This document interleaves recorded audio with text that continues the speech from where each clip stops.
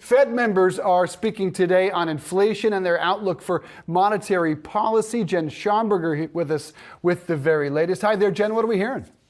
Hey there, Dave. Yeah, some hawkish comments out of the Fed today. Two Fed officials said that they favored a 50 basis point rate hike at the last policy meeting and still see at least two more rate hikes this year to try to bring down inflation. St. Louis Fed President James Bullard told reporters Thursday afternoon that he advocated for a 50 basis point move last meeting, arguing to get to a restrictive level as quickly as possible. When asked whether a 50 basis point move is on the table for March, Bullard said, quote, "I wouldn't rule anything out."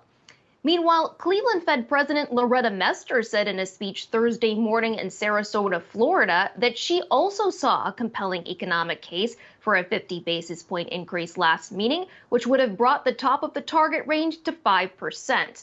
Recall back on February 1st, the Fed raised rates by another quarter percentage point, bringing it to a range of 4.5 to 4 3/4, where rates currently stand. Mr. said, generally speaking, she doesn't like to surprise markets and takes that into account when setting policy. She says, quote, "We're better if we explain it. In that meeting, there was an economic case for a 50 basis point increase, in my view, but the market wasn't expecting that. That does factor into my views about the proper thing to do at a meeting." Now, Mester says she welcomes the cooling in inflation data seen so far, but that inflation is still too high and that it has not changed her view that rates still need to rise above 5% and be held there for some time. Now, Bullard, for his part, says he thinks 2023 is going to be the year for disinflation.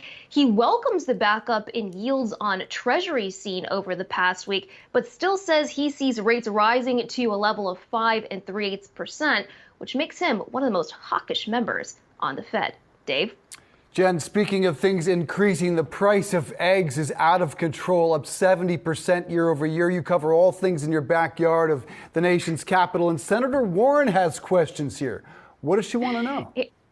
She sure does, Dave. Senator Elizabeth Warren, along with Representative Katie Porter, have sent letters to the nation's top egg producers inquiring whether they've essentially used the avian bird flu as an excuse to raise prices and, in their words, pad profits. The lawmakers note that in the midst of these record high egg prices, Cal-Maine, the largest egg producer in this country, saw a 65% increase in profit, but no cases of the avian flu. The lawmakers write in letters to these companies, quote, "Although many top egg producers are private companies that have not publicly announced either their profits or disclosed the financial impact of the avian flu on their flocks, past anti-competitive practices in the egg industry raise concerns about price gouging on their part."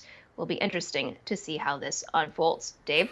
In particular with Katie Porter, close your eyes and just see the video that she's going to come out with eggs. It might be on YouTube or TikTok. She is a master of props. Jen Schonberger, thank you so much. Appreciate it there.